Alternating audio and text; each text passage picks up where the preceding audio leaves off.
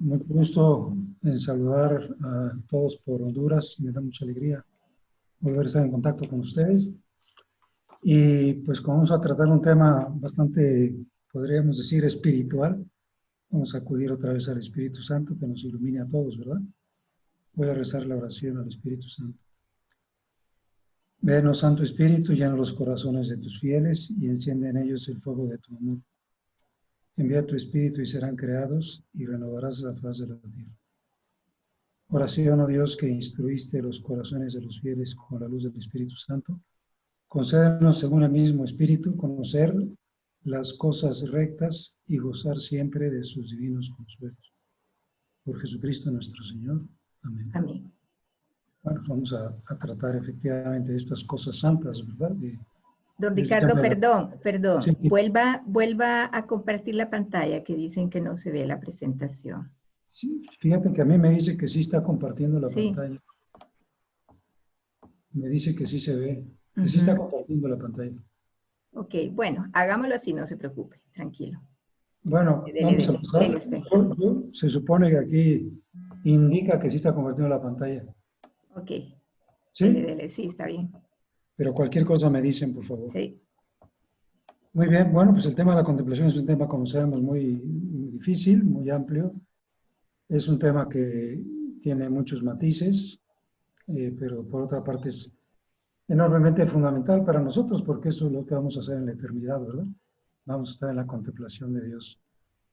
Y sin embargo podemos siempre ser educados en la contemplación, tanto en la contemplación natural como en la contemplación sobrenatural. De manera que yo voy a intentar dividir un poquito esta plática en esas dos grandes secciones, ¿verdad?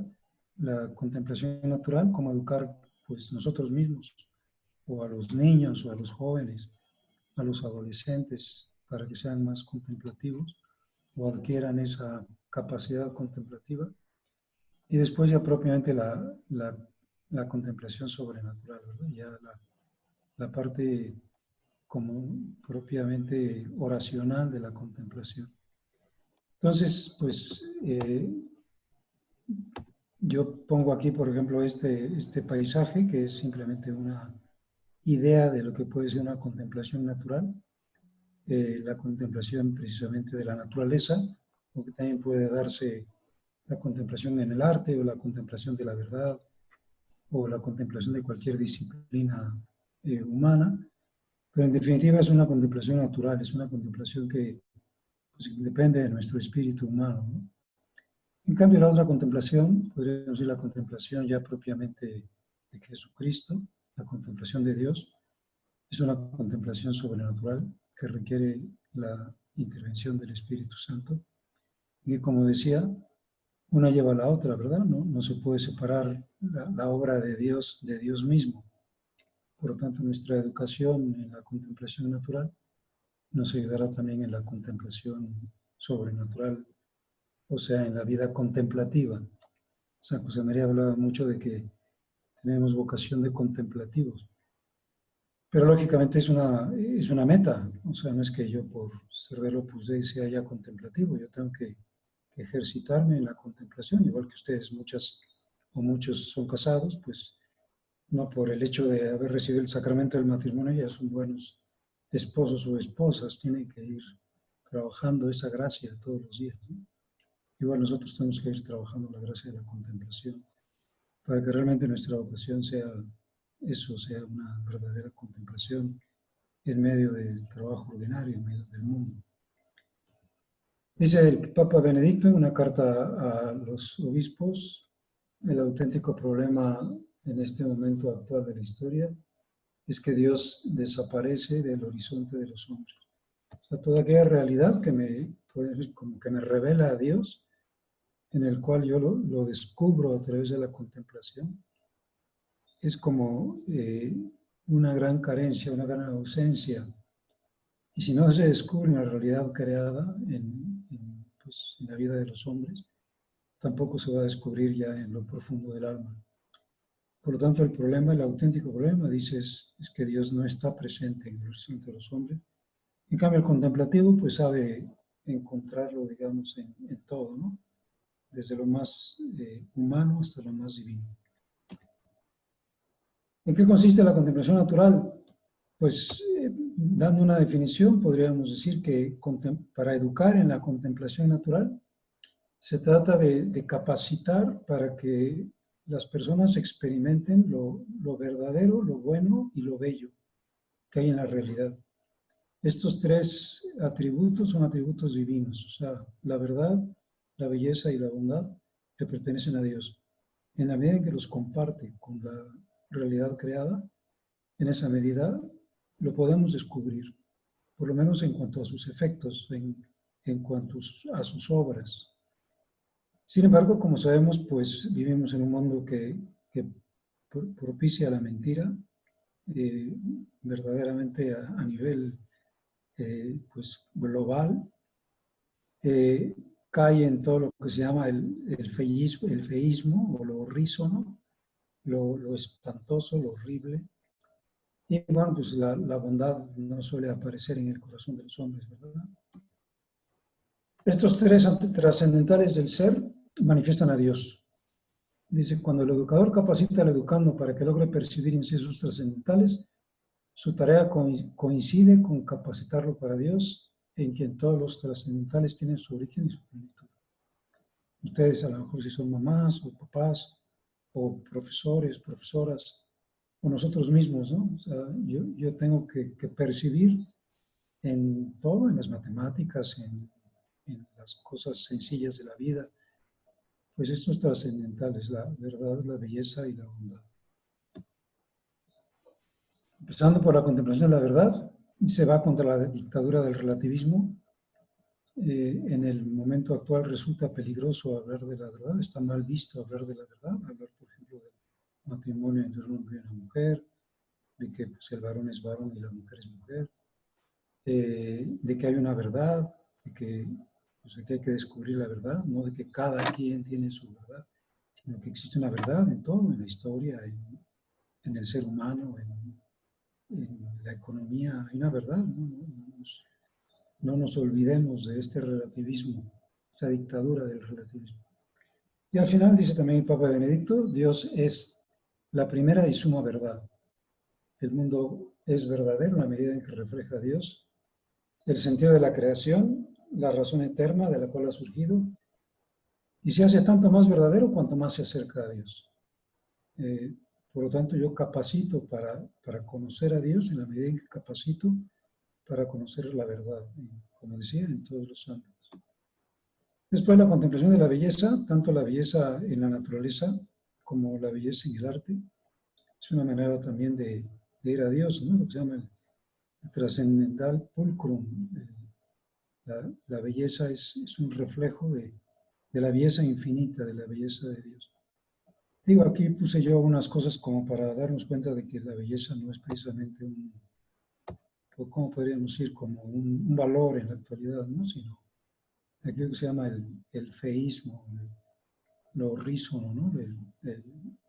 El mundo oscuro, podríamos decir, por ejemplo, el mundo no sé, de los vampiros, de los zombies, de Batman, de los darketos, de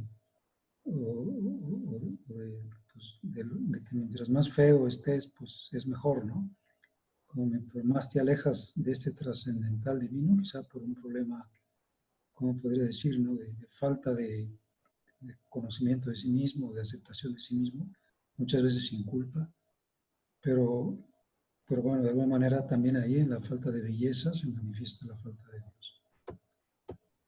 Y después la connaturalización con el bien, que aquí es un campo amplísimo, como se puede educar para que la gente tenga connaturalización con el bien, que nos vamos a meter porque pues nos daría para muchísimo tema, pero podemos decir formación de la conciencia, educar para el amor, educar para el encuentro, saber pues, estar con otras personas, educar para la entrega, para el servicio, para la donación, la educación para el dolor, etcétera. Pues todo lo que puede ser que mi corazón se connaturalice para las cosas buenas. Si está connaturalizado, voy a ser más capaz de comprender a Dios. Muy bien. Si seguimos en el tema de la educación contemplativa, en la educación contemplativa a nivel natural, hay un libro un poquito antiguo, es de 1997, escrito por don Víctor García Oz. Este señor fue uno de los 3 primeros supernumerarios, pedagogo, murió en 1998, por lo tanto este libro prácticamente es su libro póstumo, ¿no? Se llama Tras las huellas del Beato José María, ideas para la educación. No solamente habla de la educación contemplativa, hay una parte donde habla de la educación contemplativa, pero no habla de otras muchas cosas. Dice, por ejemplo, el señor Víctor García, que en la idea San José María no hizo una pedagogía, pero toda su doctrina está apoyada pues, en unas bases que es el concepto que tiene del hombre, ¿no? En la base de toda educación para la contemplación tiene que estar la conciencia de ser hijos de Dios, o sea, de nuestra dignidad, de que no somos animales, de que somos seres divinizados, pues de que somos Cristo, ¿no? De que vivimos la vida de Cristo. Si eso profundamente no lo asumimos, el final, que va a ser la contemplación, tampoco tendrá demasiado sentido. Dice Garciaos que esta filiación divina está apoyada en 2 pilares, que es el trabajo, lo que él llama la obra bien hecha, y por otra parte, las virtudes sociales, que habla sobre todo de 3, de la caridad, de la solidaridad y de la veracidad.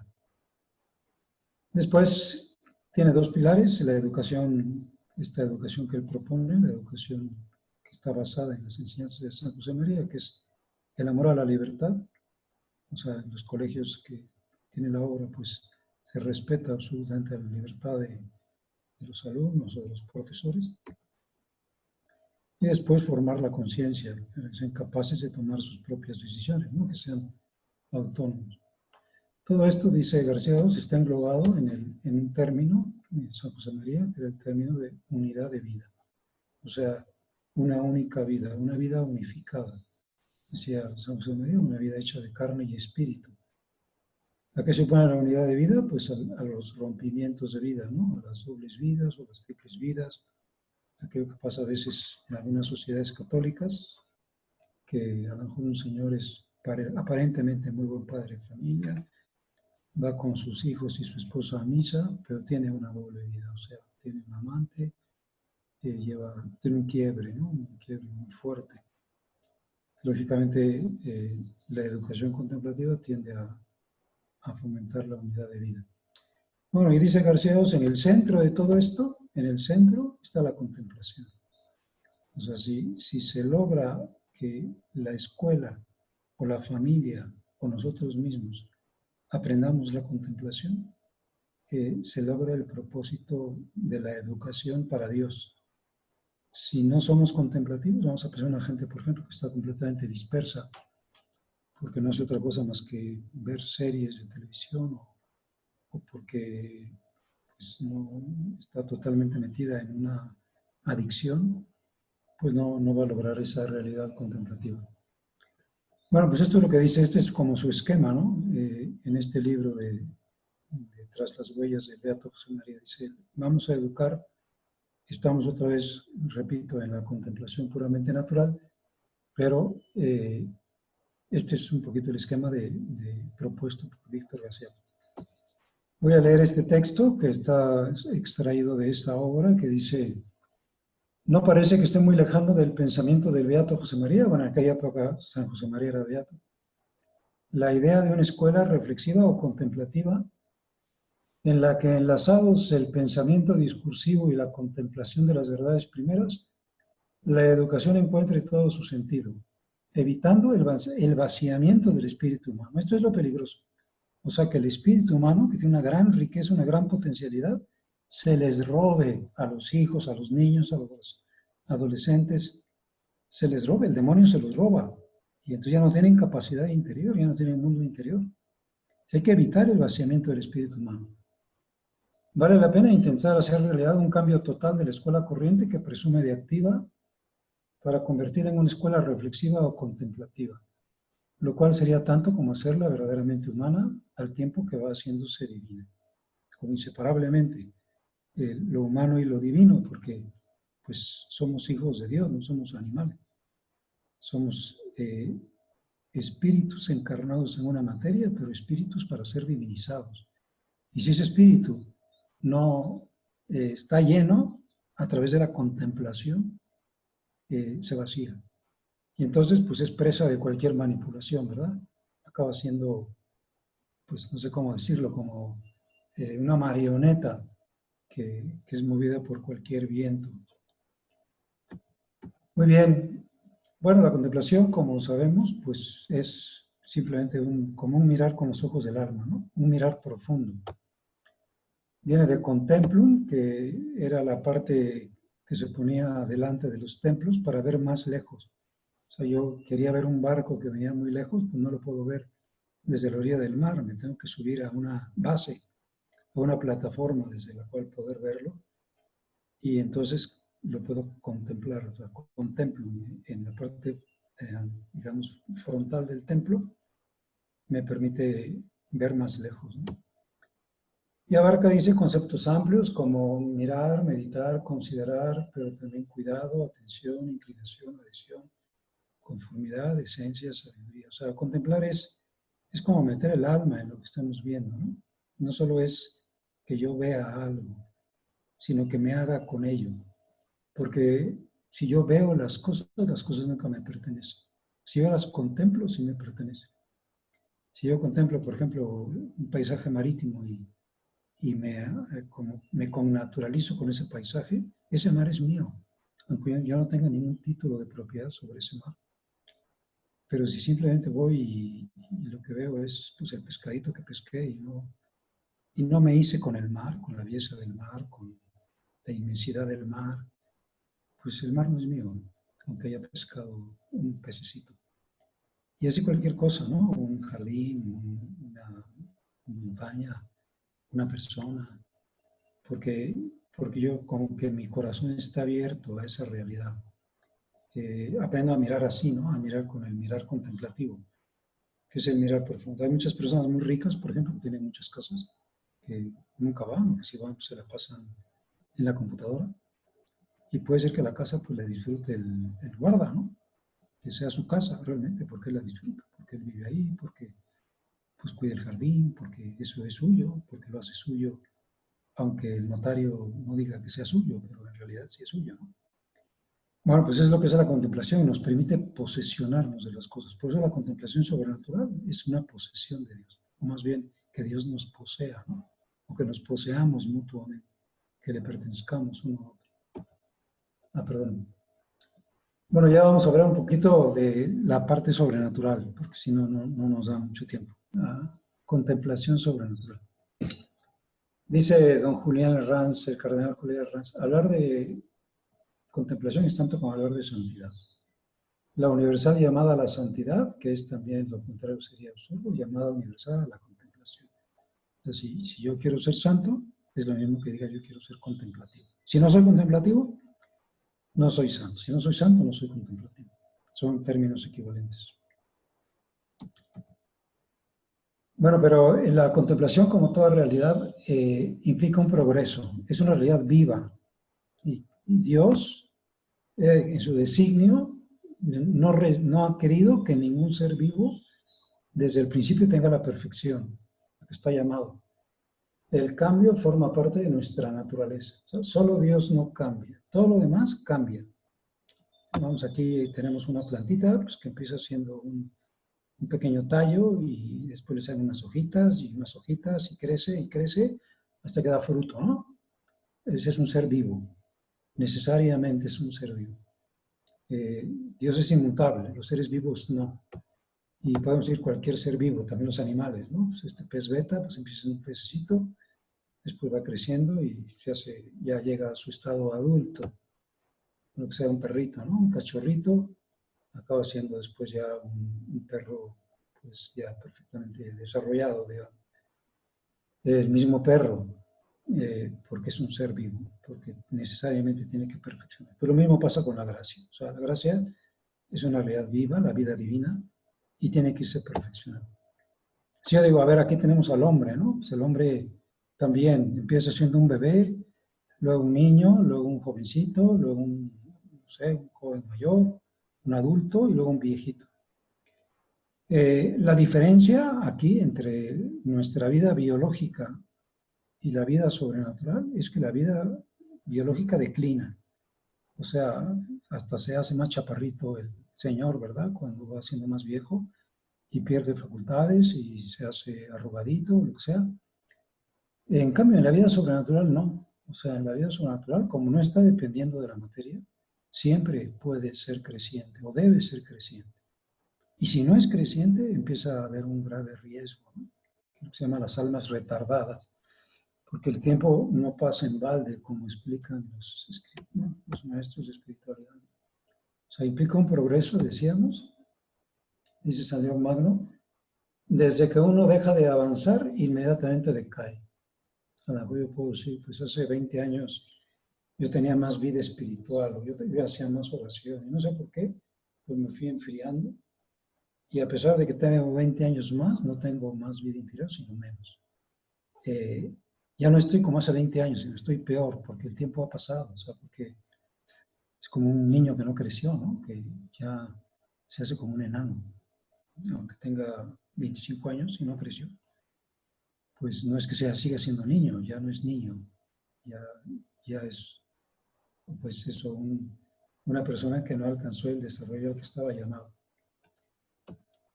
Dice, no ir adelante es retroceder como una lancha navegando contra la corriente. ¿No? Si yo no estoy siempre creciendo, si hoy no soy más santo que mañana, o más contemplativo, más que el mes pasado y más que el año pasado, y si no aprovecho cada minuto, me voy para atrás, o sea, voy perdiendo. Por eso el Espíritu Santo siempre actúa, siempre me está como impulsando a ir a más, ¿no? Bueno, es una idea fundamental, creo que es bueno que no la perdamos de vista, que la vida espiritual y la vida contemplativa, esta educación contemplativa en lo sobrenatural, siempre tiene que ser creciente. Yo no puedo sentirme satisfecho en un nivel, ¿no? Porque hay niveles en la vida espiritual muy claros. Santo Tomás habla de niveles, 3 niveles que se identifican con la vida humana, que es la infancia, la adolescencia y la madurez espiritual. ¿En qué consiste cada uno? Pues una es la de los niños, que se llama también principiantes o incipientes, aventajados o proficientes, que son los jóvenes, y los que han alcanzado un cierto grado de perfección son los adultos, los perfectos, aunque pues perfecto, solo en la eternidad. Pero otra vez, ¿no? Debe haber en la vida espiritual estas realidades análogas a la vida humana de infancia, juventud y madurez. Bueno, ahí está, ¿verdad? Perdón, el niño, pues el niño es niño, el niño acaba de nacer, tiene características propias, el joven también tiene unas características propias, tiene que fortalecerse, hacer ejercicio, training, estar entrenado, y el adulto llega a la plenitud. ¿En qué características tiene cada una de estas etapas de la vida? Pues Santo Tomás dice, la etapa de los principiantes. Ahí podemos pensar, por ejemplo, ustedes, sus hijos, ¿no? O ustedes mismas, o ustedes mismos. ¿Qué es un principiante? Un principiante tiene la característica primero de que ha salido del pecado mortal. Si no ha salido del pecado mortal, está muerto, como es lógico. Y por tanto, no tiene vida espiritual, ni siquiera es niño espiritualmente. Simplemente es un cadáver. Puede llegar a tener vida espiritual, pero si no estás en gracia de Dios, no hay nada que hacer hasta que no te pongas en gracia de Dios, porque tu vida no puede ir hacia adelante mientras no crezcas. Entonces, en primer lugar, eso es pasar del estado de pecado al estado de gracia, lo que se llama la justificación, ¿verdad? He salido de la muerte y estoy ya en la vida. Pero es una vida que me está costando trabajo porque acabo de empezar a vivir esta vida, acabo de salir del pecado. Lo importante ahora es no volver a la situación anterior. O sea, que los ataques de la concupiscencia no me regresen otra vez al pecado. Por eso, como todavía no estoy ejercitado, no tengo virtudes, en esta etapa es la etapa de la obligación, ¿no? Los preceptos, el decálogo. tienes que portarte así, como un papá con su niño, ¿no? O sea, tienes que cumplir esto, porque eres un niño, porque todavía no estás ejercitando las virtudes y porque no has llegado a la madurez. Entonces te voy a dar indicaciones. Y en esta etapa, en la primera etapa de la vida espiritual, pues lo que rige es eso, son los preceptos del decálogo u otros preceptos, ¿no? Podríamos decir la ley. Bueno, pues esos son los principiantes. Los jóvenes, la etapa de los proficientes o la fase de la adolescencia espiritual, ya más o menos ha arraigado una cierta vida espiritual, ya ha cumplido los mandamientos. Y ahora viene lo que se llama la ascética. La ascética es un término griego que significa lucha. Dice Benedicto que es más fácil que lo entendamos si decimos training, ¿no? O sea, el entrenamiento. El joven espiritualmente tiene que estar entrenado. Por eso la característica es la consolidación de la vida cristiana para que la pueda realizar con más facilidad. El niño, el que va a salir del pecado, es muy atraído, digamos, otra vez por el pecado, ¿no? Si acabas de salir, por ejemplo, pues de un vicio de alcohol, pues es muy fácil que pueda volver a caer en alcohol, ¿no? El training, la etapa de la juventud, va haciendo que las virtudes se consoliden. Por ejemplo, en este caso, pues la virtud de la templanza o la virtud de la penitencia, ¿no? Va adquiriendo hábitos. Entonces, esa etapa decíamos ascética o training, que es la lucha para afianzar hábitos o virtudes buenas, que son las virtudes morales, sobre todo virtudes morales. O sea, prudencia, justicia, fortaleza, templanza, todas las virtudes humanas, las que de ahí se derivan, las virtudes en las que de alguna manera el hombre interviene más que Dios. Por ejemplo, pues eso, vencer la pereza, vencer el desorden, no sé, vencer el mal humor, cualquier hábito tengo que irlo haciendo, ¿no? No es que yo soy así, bueno, pues ejercítate en no ser así, porque estás creciendo. O sea, tu vida espiritual, la acción de la gracia, la acción del Espíritu Santo, te está llevando a la etapa ascética. Te está capacitando para que tu vida cristiana la puedas realizar con facilidad, ¿no? Por ejemplo, cada vez vas a poder, como esa joven que está ahí, pues a lo mejor cargar pesas más pesadas, ¿no? O tener más aire para correr o lo que sea. Puedes hacer más cosas y con más facilidad, con tu ejercicio ascético. Pero la ascética no es el fin. O sea, yo no llego a Dios con las virtudes morales, sino el fin es la contemplación o la perfección de la caridad, la perfección del amor, ¿no? Que es la etapa de los adultos espirituales. La primera característica es que, sobre todo ahora, más que las virtudes morales, de lo que se trata es de ejercitarnos en las virtudes teologales, la fe, la esperanza y la caridad. Porque esas virtudes sí tocan a Dios, o sea, sí me conectan, me ponen en contacto. La fe es la primera, es el disparador, digamos, de las cosas divinas, de que yo me pueda meter en las realidades de Dios. Y al meterme, confío en su bondad y por tanto vivo de esperanza, de abandono en Dios. Y al conocer a Dios, al tratar a Dios, al saber que Dios me espera y me une, llego al amor, ¿no? Me siento recibido por su amor, acogido por su amor. Esa etapa se llama mística o contemplativa. Lo que ante todo manda no es la obligación, como la infancia, ni la mera virtud, como en la juventud, las virtudes morales, o sea, la ascética, ¿no? Sino el amor, o sea, la facilidad para actuar precisamente porque se ama. Por eso aparece ahí el Espíritu Santo, ¿no? Como el amor sustancial, el que nos está haciendo, el que nos mueve por el amor. Lógicamente, el Espíritu Santo no puede mover por el amor si no hay ascética, si no hay ejercicio de virtudes, y todavía menos si no hay gracia, ¿no? Si no ha empezado ni siquiera la etapa de la niñez, o sea, del salir de la muerte del alma, que es el pecado. Sin embargo, es bueno que distingamos estos dos enfoques, ¿no? De la vida interior para que no tengamos el peligro de quedarnos en el intermedio. El intermedio es la ascética. A veces podemos pensar que nuestra vida espiritual consiste simplemente en ejercitarnos en las virtudes morales. Y eso es falso, porque eso no llega a la contemplación, ¿no? Son los medios. Dijimos que la etapa de los adelantados se caracteriza por la ascética y la de los perfectos por la mística contemplativa. Esta división era desconocida para los santos padres y para los teólogos medievales. La vida espiritual se concebía como un todo. Sin embargo, a partir del siglo XVII, por distintas causas, también por distintas herejías, se separan la ascética y la mística.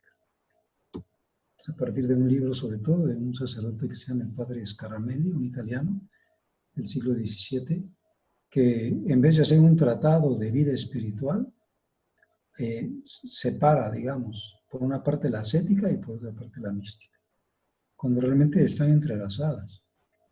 Pero bueno, por lo menos tiene la ventaja de ayudarnos a comprender que una es previa a la otra, ¿no? Pero también en la enseñanza de la religión se puede privilegiar un aspecto o se puede privilegiar otro. No son excluyentes, sino complementarios. Hay gente que insiste más en el aspecto ascético. Sí, no sé si hay podríamos decir una especie como de caricatura, ¿no? De hace años, cuando se insistía mucho más en la ascética. No sé si algunas de las personas que me escuchan estudiaron en un colegio de monjas, ¿no? Pero siempre había como la imagen de la madre superior, ¿no? Que era durísima, durísima. O sea, la letra con sangre entra y andaba con su vara, dando varazos, y tenía un carácter horrible y todo el mundo le tenía un gran temor a la madre superior, incluidas las otras monjas, ¿no? Bueno, esa manera de educar es la puramente ascética, que como decíamos, es importante para formar virtudes. Pero, ¿qué peligros tiene la pura ascética? Pues sabemos que tiene varios peligros. El enfoque ascético es sobre todo privilegiar la acción del hombre, como decíamos, las virtudes morales. Es más propio de temperamentos activos y emprendedores. O sea, yo soy, pues eso, muy emprendedor, muy resolutivo, me encanta hacer las cosas, me encanta andar en la acción y soy poco contemplativo. Bueno, pues tienes un enfoque ascético. ¿Es malo? No, no es malo, es incompleto. Es útil el enfoque ascético en la pedagogía de crecimiento de la vida cristiana, tal como deben desarrollar a los adolescentes, los jóvenes y que se encuentran en los primeros estadios de la vida espiritual. O sea, esta etapa es muy necesaria, como digo, para los adolescentes que no han consolidado las virtudes, para los jóvenes o también para los niños, para que tengan virtudes. Y a veces no hay más que exigir, ahora sí que a palo seco, ¿no? Porque otras razones a lo mejor no las entienden. Es útil. Es la etapa para consolidar virtudes morales, señalar causas e indicar sistemas. Por ejemplo, pues tienes que tener estos puntos de lucha, este es tu defecto dominante, tienes que ir por aquí, debes de evitar la pereza o de evitar comer de más o lo que sea. Bueno, estoy señalando causas e indicando sistemas. No es que Dios y su amor dejen de fundamentar todo el proceso, pero Él, en cuanto persona amada, queda un tanto al margen. O sea, lo que está, digamos, en primer lugar es el asceta, o sea, el que se está ejercitando, la virtud que quiero adquirir. Es verdad que puedo decir que lo haga por amor a Dios, pero lo que quiero es el efecto del amor de Dios. Lo que me interesa es adquirir la virtud, que me va a llevar al amor de Dios, pero ahorita lo que intento es quedarme en la virtud. Digo, ¿son excluyentes? No son excluyentes, son complementarios, no se puede dejar la ascética nunca. No se presenta en estado químicamente puro, sea en energía, sino con acentuaciones.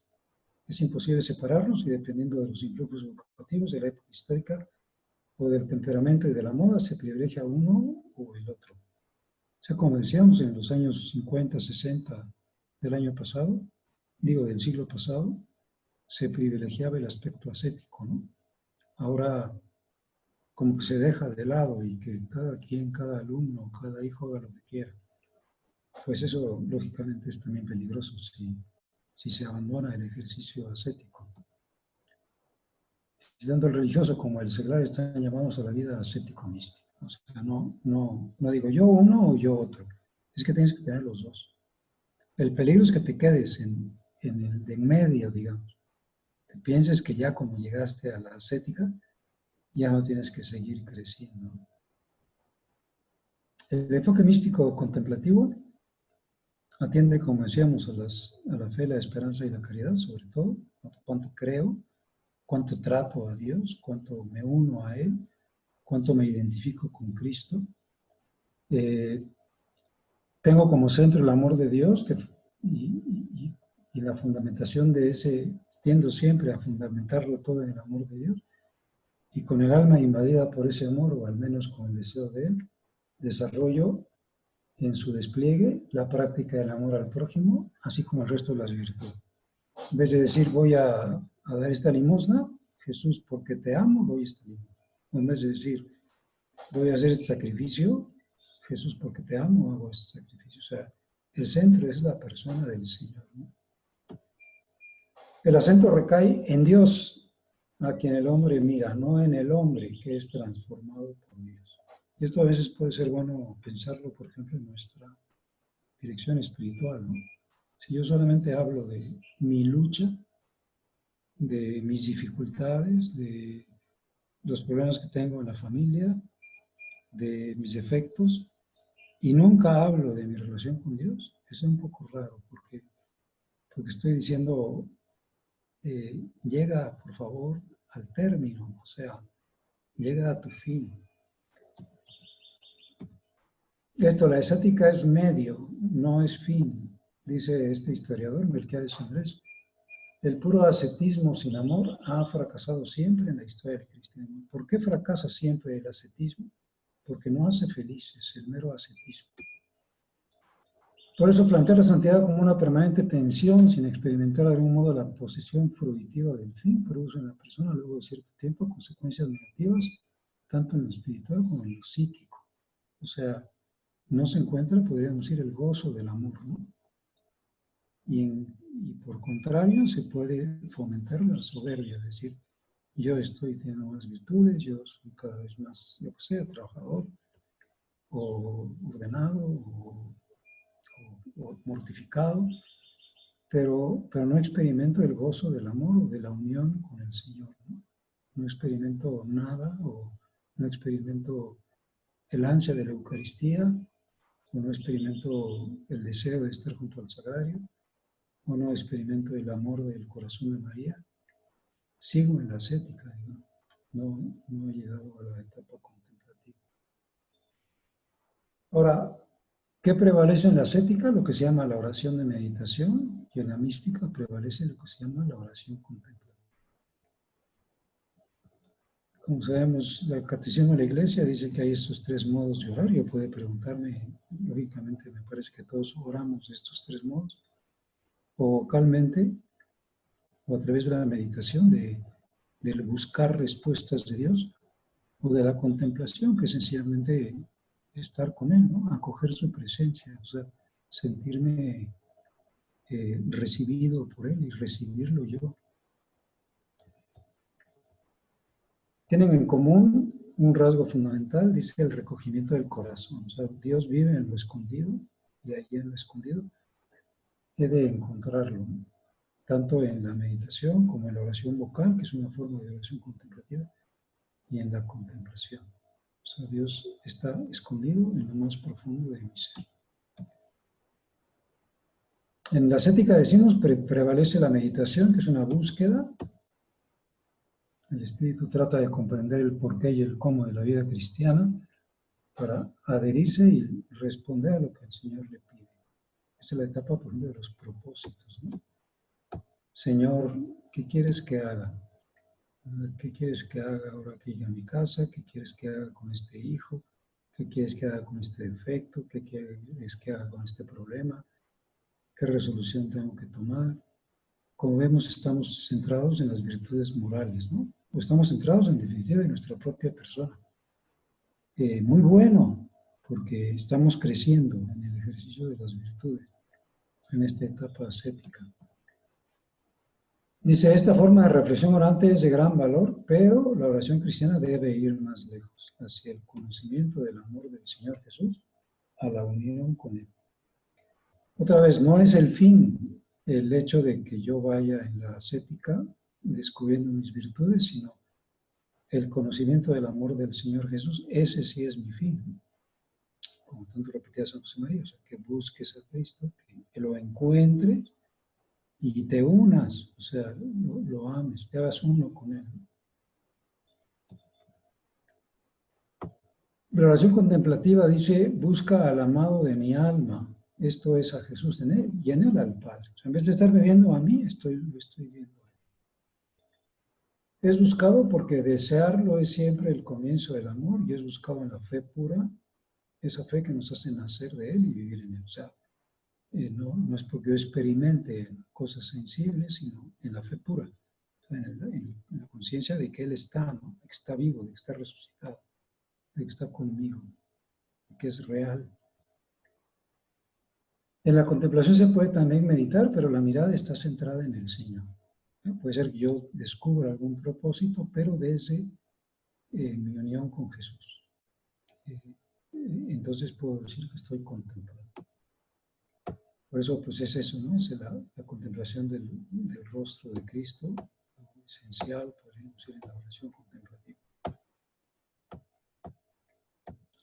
Pues eso es lo que han intentado los artistas de todos los tiempos, el descubrir o el imaginar o el saber de su mirada o de sus facciones, porque está vivo y porque es hombre, ¿no? Yo no puedo imaginar al Espíritu Santo porque es Espíritu, pero sí me puedo imaginar a Jesús que me ve, ¿no? Que está atento a mí. No se puede meditar en todo momento, pero sí se puede entrar siempre en contemplación, independientemente de las condiciones de salud, trabajo o afectividad. Por eso decía San José María, somos contemplativos en cualquier parte, nos sabemos acompañados, nos sabemos compartiendo con el Señor ese dolor o ese misterio de su vida, porque el personaje de nuestra contemplación, el objeto de nuestra contemplación es Él, es Jesús. La entrada a la contemplación es análoga a la de la liturgia eucarística, recoger el corazón, recoger todo nuestro ser bajo la emoción del Espíritu Santo, habitar enamorada del Señor que somos nosotros mismos para despertar la fe, despertar la fe para entrar en la presencia de aquel que nos espera. Y otra vez el asunto del recogerse, ¿no? De decir, a ver, tu riqueza está en tu centro, en tu yo. Aprovecha el instante que tienes, no lo desparrames en una cuestión inútil, ¿no? O sea, en este momento en que estamos, yo me puedo recoger y encontrarme a Dios que me habita. Y despierto mi fe en la presencia de alguien que me estaba esperando. Dice, por fin llegaste, o sea, hace mucho que te esperaba en tu interior y no venías, ¿no? Ahora con eso de la pandemia, a veces dice la gente, pues es que no puedo ir al Santísimo. Pero puedo hacer oraciones enormemente profundas en tu interior, enormemente recogidas, porque Dios, en definitiva, vive en ti, o sea, en tu parte más profunda. Y ese es el peligro de una persona, digamos, frívola o superficial, ¿no? Que con que no está acostumbrada a llegar a su interior, ahí donde vive Dios. Dice, la contemplación es mirada de fe fijada en Jesús. Por decir, bueno, ¿qué es contemplar? Pues es acoger una presencia. Es decir, estás tú y yo estoy contigo. Estamos uno con el otro. Y ya estoy en el fin, estoy adelantando lo que haré en la vida eterna. Y vemos otra vez, ¿no? El asunto de la ascética, o sea, está ahí la ascética, pero está como digamos, como soporte. Me ha servido para lo otro, pero al final es esto lo que quería. Si no lo alcanzo, y me quedo en la ascética, soy un enano espiritual, o sea, estoy en los medios. No he llegado a esto que es la posesión del gozo de Dios. Yo le miro y él me mira, decía en tiempo de su santo cura un campesino de Ars que oraba ante el sagrario. Esta atención a él es renuncia a mí. Atención, olvídate de tus cosas, lo importante es Él, lo importante es Jesús, ¿no? Por eso muchas veces al hacer oración, pues no hace falta dar un tema, ¿no? ¿A qué veniste? Pues a estar contigo, a llenarme de ti, a decir, pues tú eres lo que yo espero, o sea, tú eres el sentido de mi vida. Y yo tengo que aprender a estar contigo, a contemplarte, a conocerte íntimamente. Bueno, se trata pues de contemplar la humanidad santísima de Cristo, dice Santa Teresa. Pueden representarse delante de Cristo y acostumbrarse a enamorarse mucho de su sacratísima humanidad, y a quien trabajare y atraer consigo esta preciosa compañía y se aprovechare mucho de ella, y de veras cobrare amor a este Señor a quien tanto debemos, yo le doy por aprovechado. Pues aunque siga teniendo algunos defectos o aunque tenga muchos problemas, si tengo esto, tengo lo esencial, o sea, tengo el encuentro, ¿no? La centralidad de Jesucristo. Vivo conmigo. Dice el Catecismo, la santa humanidad de Jesús es el camino por el que el Espíritu Santo nos enseña a orar a Dios nuestro Padre.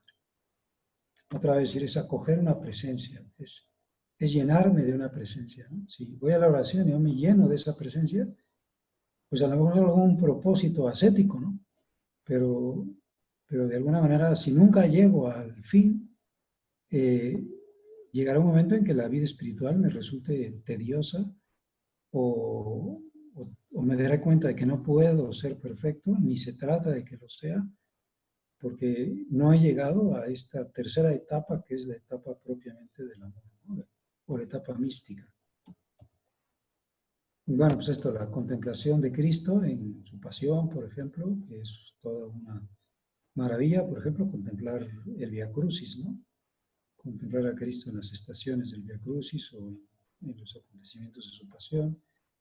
Me lleno pues de su fuerza, de esta devoción, y sé que lo consuelo al acompañarlo, ¿no? Porque en definitiva, pues el amor es la unión de los corazones. Aprende así el conocimiento interno del Señor para más amarle y seguirle. O sea, aprende el corazón de Cristo, el sentir de Cristo, el agrado que le puede dar, pues que le pertenezcamos. O sea, ¿de qué le sirven mis virtudes o de qué le sirve mi crecimiento? Solamente como medio para poder estar con Él, para que no me distraiga. Porque lógicamente para estar con Él necesito un cierto grado de purificación, ¿no? Pues de limpieza de mente, de afectos, que me ha servido la ascética, pero que no me quedé en la ascética, y que por lo tanto estoy buscando esta parte mística o esta parte contemplativa. Dice el Catecismo, en este modo de orar, el Padre nos da a conocer su Verbo encarnado, sufriente, muerto y resucitado, ¿no? O sea, cualquier, digamos, forma de ser de Cristo en la que yo pueda, ya sea Cristo en cuanto hombre o Cristo en su realidad de resucitado, o sea, como está ahorita en el seno del Padre y como está con nosotros resucitado. No puedo meterme a cualquier misterio de su vida y recibir la gracia propia de ese misterio, ¿no? Como decíamos, de su cruz o de su nacimiento, o de lo que me va presentando la liturgia, o de su palabra. Pero en definitiva, mi vida contemplativa o mi educación contemplativa es aquella en la que logro esta oración, que es la oración mística, o la oración en la que, digamos, la persona del Señor es la que está presente, ¿no? Más que mi propia lucha o mi propia persona. Al final, por lo tanto, de lo que se trata es de unificarse. Nosotros sabemos que tenemos este riesgo, ¿no? Como de vivir desparramados. más en una sociedad como con tantos atractivos externos, ¿verdad? Y por lo tanto no estar unificados por dentro, incluso tener como rompimientos psicológicos, porque hay muchas fuerzas en nuestro interior que nos están impidiendo esta unificación en el interior. Cuando el Espíritu Santo actúa incesantemente, intensamente con sus dones y encuentra nuestra decidida colaboración, los elementos de nuestro psiquismo se integran en el fondo del interior, donde Dios habita. Se crea así un espacio vital sagrado del que brota la felicidad, preludio de la contemplación eterna. Como decíamos, a eso estamos llamados, pero esta contemplación empieza aquí abajo, ¿verdad? Esa acción del Espíritu Santo, sí, pero lógicamente tiene que encontrar en mí, pues, como la determinación de vivir contemplativamente, ¿no? Sin despreciar el ejercicio ascético, habiéndome purificado con él, entrar en esta nueva etapa donde hay una integración y donde hay realmente en el fondo del corazón, pues ese encuentro con él. Esta unificación vendría a ser como un remoto eco de aquella naturaleza íntegra que una vez tuvo el ser humano y que perdió a raíz del pecado original. La contemplación sobrenatural proporciona ese principio integrador. Cuando el mirar a Dios no es determinante, todo lo demás pierde su orientación, dice el Papa Benedicto. O sea, si no es lo esencial para mí esta percepción de Dios o de Cristo, de la humanidad de Cristo, de la contemplación de Cristo, todo se desorienta. O sea, acabo, pues, no sé cómo decirlo, como muy de malas, ¿no? Muy bien, y pues eso, ¿no? La contemplación sobrenatural empieza en la tierra y culmina en la eternidad. O sea, lo que podamos lograr aquí de identidad o de amor es lo que tendremos allá, ¿no? Es la cantidad de unión o la elevación de unión que podremos o que nos dará Dios en la eternidad. Por eso, bueno, pues este es más o menos el tema, ¿no? Aunque como digo, muy resumido, en estos dos grandes ámbitos, la contemplación natural, el ejercicio en lo verdadero, lo bueno y lo bello, y después el salto, digamos, a las etapas de la vida interior, a la realidad de un crecimiento que culmina en la etapa adulta, en esa etapa que aunque, digo, no adulta no en el sentido físico o biológico, sino en la parte ya de la perfección del alma, ¿no? Que es la perfección del amor. Bueno, Iris, pues aquí están el planteamiento. Yo no sé si alguien quisiera añadir algo, comentar algo. Voy a dejar de compartir la pantalla para escuchar si algo habría que añadir o comentar al respecto, ¿verdad?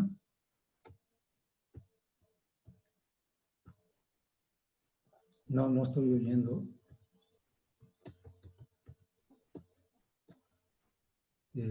No estoy oyendo nada, ¿no? No sé qué tengo que hacer. Aquí veo que hay unos chats. A ver, Iris, no te oigo. No te oigo, fíjate. A ver.